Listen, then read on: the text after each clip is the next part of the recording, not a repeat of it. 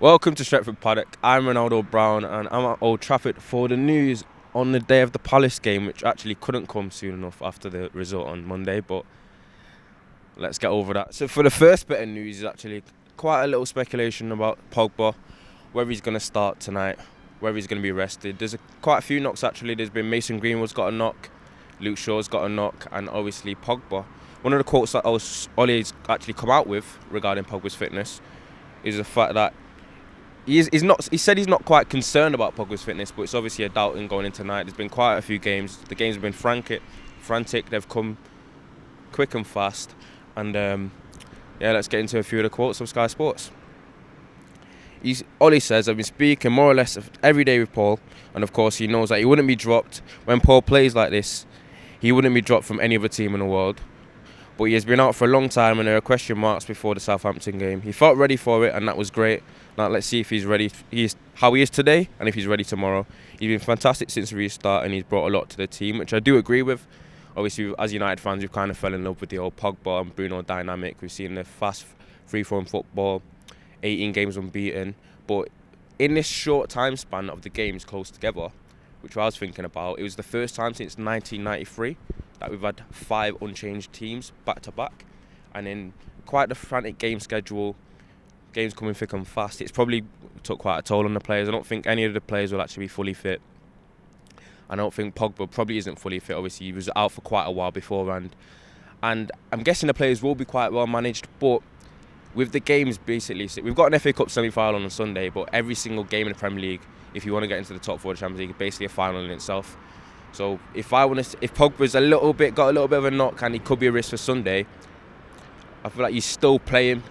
And on the point of Pogba, I think he came off around the 65th minute, maybe around that. I think a bit later, probably around the 70th. So he's not like he played the full game on Monday. It's probably as a detriment. If you saw him on fan cam, I thought that we shouldn't have took our best players off. And I think we handed the initiative to Southampton, and that's how we ended up losing the win. So if it's not like he played the full 90, so he should be fit and ready to go. But obviously that's wishful thinking as a United fan.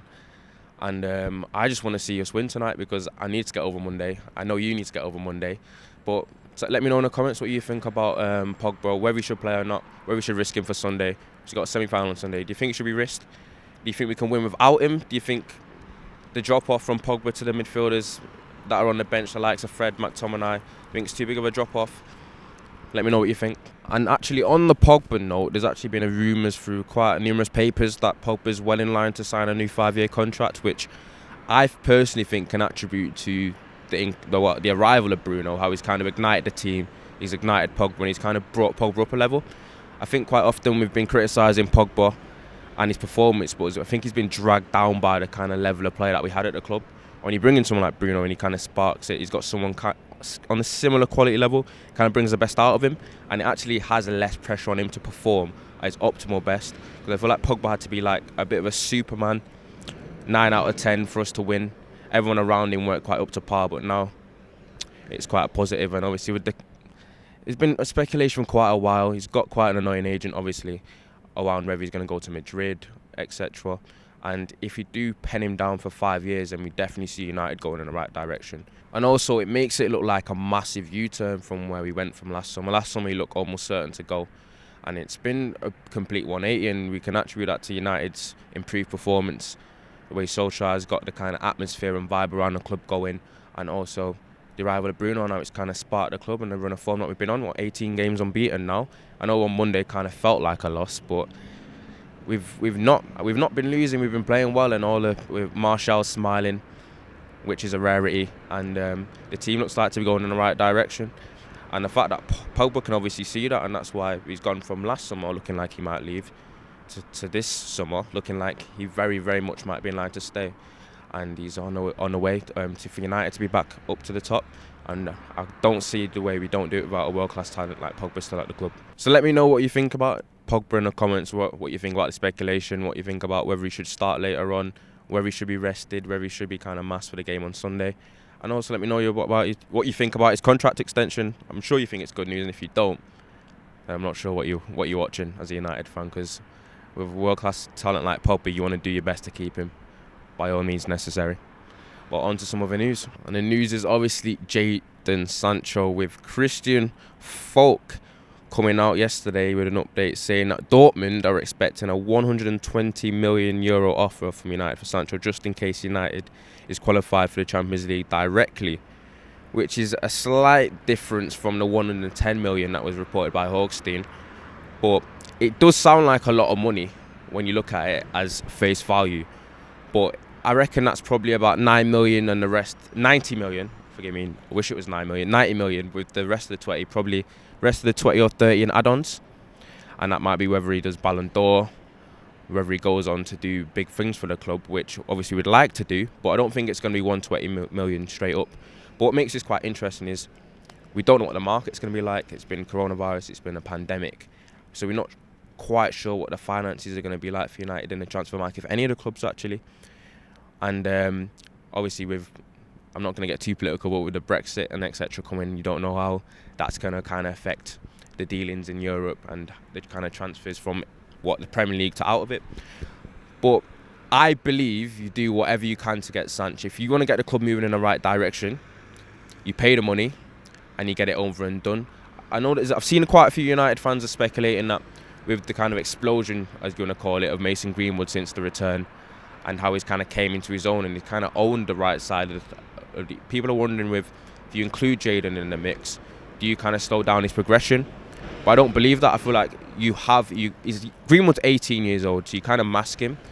You don't completely like eliminate him out of the squad, but if you got him as an impact bench player, someone as a shoe-in, and we've seen how injuries in the past have completely decimated our season or decimated parts of our season and set us back.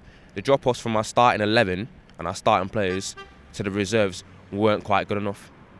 And now, if you've got the likes of Jadon and you've got Greenwood and you add even a few more marquee players to that may or may not like the fact that they're bench, but if you kind of just bed them in, depending on the games, I don't see how it doesn't work. If you look at the likes of City, they can field pretty much 2 starting 11s, and you want to make sure that if you get injuries, you can counter that. But at United, you need healthy competition all over the pitch, and you need quality all over the pitch. You can't rest on your laurels. When you go into the transfer market, you need to upgrade, and we've upgraded already with Bruno. We've seen how good we've been since then. So I feel like if you include Jadon Sancho in the mix, it'll tip you over the edge. And think about the front line of Rashford, Martial, and Jadon.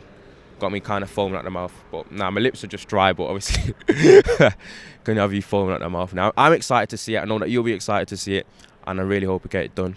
I know it sounds like a lot of money, but it's gone on for too long now. I know there's actually been quite a few reports that if the finances are a bit altered or affected because of the fact that there's been coronavirus, that United might be forced to wait till next year to get Jadon again, which I don't see happening. We've already procrastinated it from last summer, so even if we do it again this summer, I think it just gets overdone. I think you just get it out of the way, get him going while he's young, and you kind of build for the future.